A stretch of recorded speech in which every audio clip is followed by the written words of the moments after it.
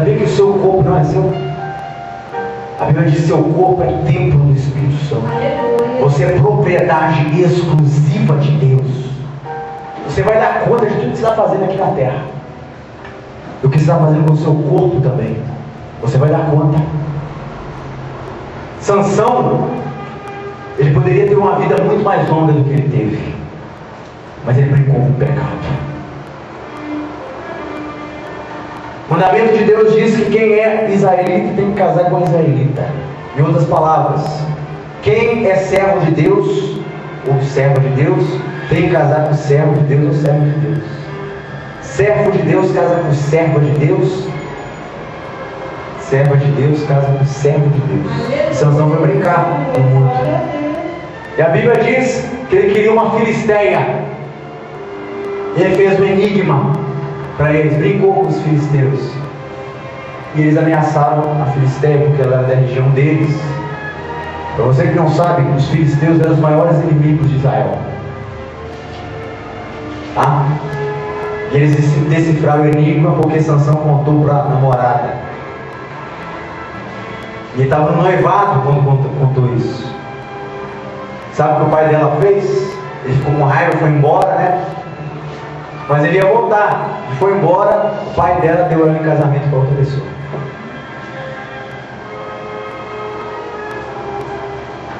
Mas ele colheu.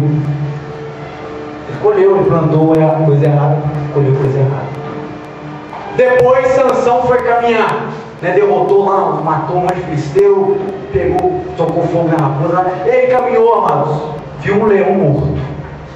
Sansão era nazireu. Nazireu não podia cortar o cabelo e não podia tocar em morto. Sabia? Porque senão ele estava pecando. Tinha um mel na boca do leão. O leão estava morto. Ele foi lá e tocou no mel, tocou no leão também, amados.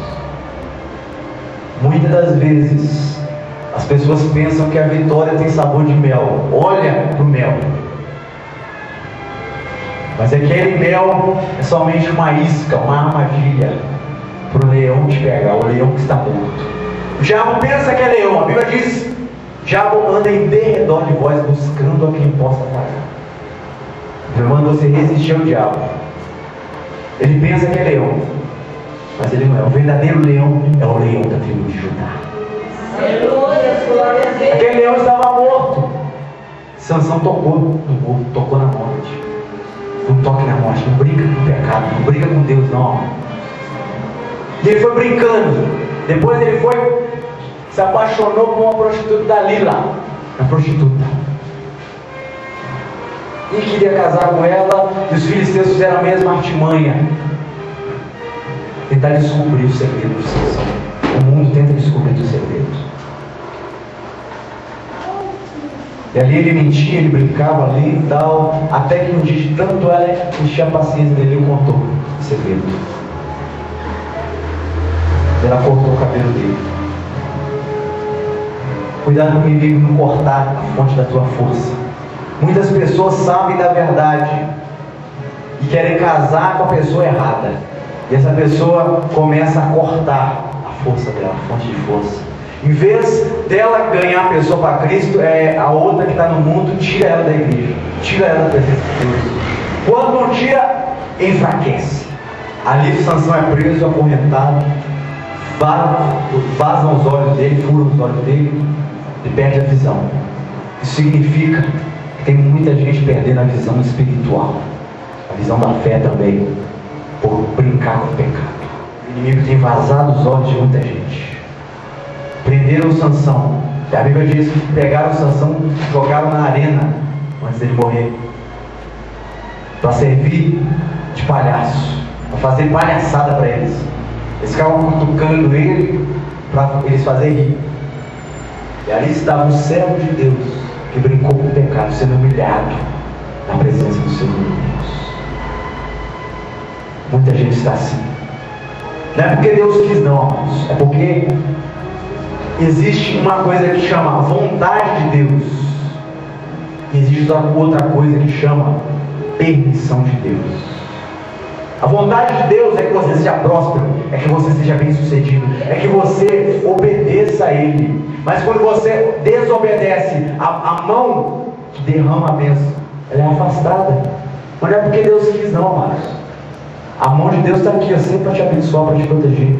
É você que saiu da posição de receber. Você saiu da posição da obediência para a desobediência. E a mão dentro de Deus está ali, só que você saiu de baixo. E ali, Sansão perde uma segunda chance. E Deus dá. E ele vence. Ele mata mais inimigos. Quando ele morreu, porque ele morreu também, do que quando ele estava vivo. Deus dá uma chance para ele, a segunda chance. Eu quero dizer para você que busca uma outra chance na presença de Deus, que Deus vai te dar uma segunda chance nessa noite. E a glória da segunda casa, a glória que vai vir sobre você, a segunda fase da tua vida vai ser maior do que a primeira. Deus é o Deus da segunda chance. Aleluia. Sansão poderia ter uma vida longa, muito mais vitória, mas ele levou as coisas para o lado pessoal. Cuidado. O Evangelho, o reino de Deus, não pode ser assim. É Deus que manda, o Espírito Santo que faz o trabalho pesado.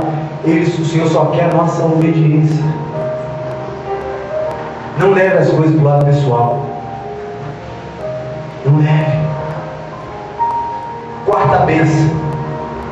O próprio nome já diz, né? Em Tiago, capítulo 1, versículo 25. O Evangelho é a lei perfeita que dá liberdade às pessoas. Se alguém examina bem essa lei e não a esquece, mas a põe em prática, Deus vai abençoar tudo o que essa pessoa fizer.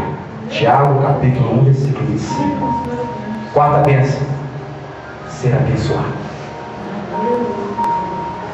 Quarta promessa para a tua vida: que se você obedecer, você vai ser abençoado.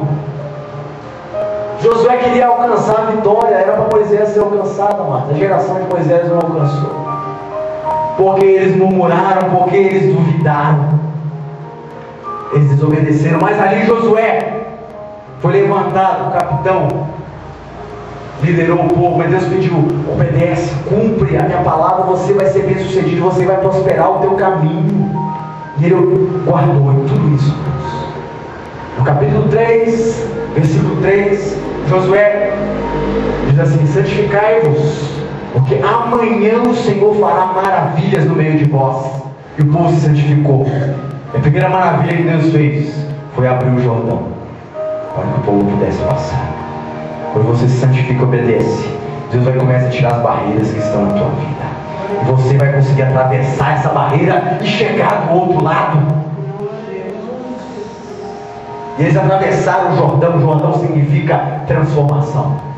A palavra Jordão no hebraico significa aquele que desce. Você desce para atravessar. Em outras palavras, você tem que se humilhar para atravessar. Descer é se humilhar. No Jordão houve a transformação.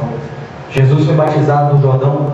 O poder do Espírito Santo veio sobre ele, porque o Espírito Santo já estava nele. Mas ali ele começou o ministério. Quando a transformação, você pode ser usado no reino de Deus, usada no reino de Deus, para o ministério. Deus te dá dons. Você começa a servir na obra do Senhor. Quando você obedece também, atravessa, porque você obedeceu, a tua cura vem, a tua vitória vem. Perto do Jordão, o profeta Elias foi arrebatado e foi para o céu, uma carruagem de fogo. Eliseu recebeu a capa de Elias. A capa representa o ministério. Da mesma forma que Elias subiu do céu, foi arrebatado, o Senhor Jesus também, 40 dias depois que ele ressuscitou, foi arrebatado para os céus. Uma nuvem o escondeu. Elias deixou a capa, que representa o ministério. Jesus também disse: quem crê em mim fará as obras que eu faço, e as fará maiores ainda, porque eu vou para junto do meu Pai. Elias deixou a capa. Eliseu recebeu. Eliseu pediu a porção dobrada do Espírito que estava em Elias. Ele queria ser usado em dobro. E a Bíblia diz que Eliseu foi usado em dobro, fez o dobro de milagres. Eliseu fez o dobro de milagres de Elias, ele foi usado. E você vê Eliseu sempre triunfando na palavra de Deus. Na Bíblia você vê ele sempre triunfando. Assim também o Senhor Jesus deixou a porção dobrada para a igreja, porque ele falou que nós seríamos usados até maiores do que ele. E a capa foi deixada, a unção foi deixada. Quando eu falo desse Jordão aqui, eu estou falando também que o poder está aí, amados. A Bíblia diz que os serafins dizem assim: Santo, Santo, Santo é o Senhor dos Exércitos. Toda a terra está cheia da sua glória. Amados, a glória, a presença do Senhor está em todos os lugares, mas a manifestação não. Deus só manifesta onde Ele é atraído. Deus só manifesta onde Ele é invocado, onde as pessoas dão lugar para Ele. E ali Eliseu recebeu a porção dobrada. Jesus deixou a porção para nós, a porção do Espírito para nós, para você ser usado por Deus, para você ser usada por Deus, para você caminhar. Ele diz assim: recebereis poder ao descer sobre vós o Espírito Santo, sereis minhas testemunhas. Você testemunha, dá testemunho com poder, com o poder do Espírito Santo. O poder foi liberado. Mais interessado em te abençoar é Deus. Muitas das vezes você pergunta: por que não está dando certo? Por que Deus não me abençoa? Pode ser porque você plantou o vento e colheu tempestade. Mas pode ser também que você está passando o deserto, uma provação. Como Israel passou o deserto e alcançou a vitória, chegou na terra prometida.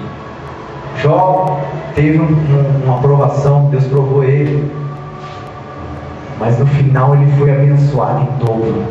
Você pode estar sendo provado agora, mas eu quero dizer para você: persevera, porque no final você vai alcançar a vitória. Talvez a tua vitória seja até em dobro de tudo aquilo que você recebeu.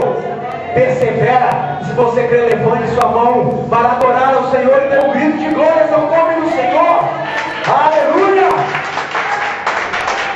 Meu Deus. Amém? Amém. Eu sinto que a igreja está recebendo essa palavra. Deus me mostra um anzol assim em cima de pessoas aqui, ó. Que esse anzol vai para cima, né, e puxa. Você recebe. Tá, mano? Está entrando dentro de você. Tá? Eu vejo aqui umas águas borbulhando dessa altura aqui. Tá? Onde que a irmã sentou ali, mais ou menos ali, tem uma roda assim. Está borbulhando águas aqui, amados. A enchente que vai ter aqui agora não é aquela enchente que está acontecendo no Rio de Janeiro que destruiu famílias. Vai ser uma outra enchente, um outro tipo de enchente. A enchente da glória de Deus. A enchente do poder de Deus que vai ser derramada aqui neste lugar. Vidas perderam, casas perderam tudo nessa enchente que teve lá no Rio de Janeiro. Mas você não vai perder, você vai ganhar. Você não vai perder, você vai fazer parte do povo de Deus, vai dar tudo certo na tua vida, você vai receber ali a vida longa e você vai ser abençoado, abençoada. A graça de Deus vai vir sobre você, o poder de Deus vai vir sobre você nessa noite. Aleluia. Amém? O Senhor me dá outra visão também, uma nuvem sendo deslocada para sobre essa igreja. Eu vejo relâmpagos, tá? E a voz fala assim comigo: fala que a minha glória vai se manifestar. Por isso eu gostaria de pedir para você que você ficasse de pé